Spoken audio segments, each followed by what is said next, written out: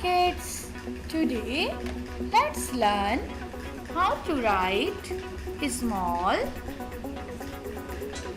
X in cursive.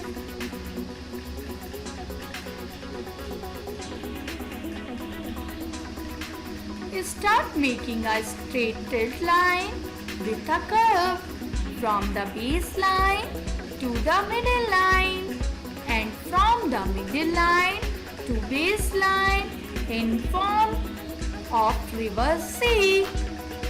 Now come with the same curved line and make an adjacent proper C. It is a small X. One more time.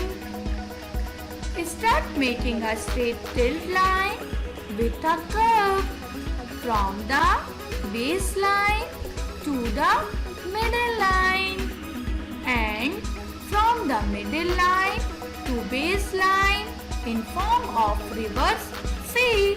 Now come with the same curved line and make an adjacent proper C. It is a small X.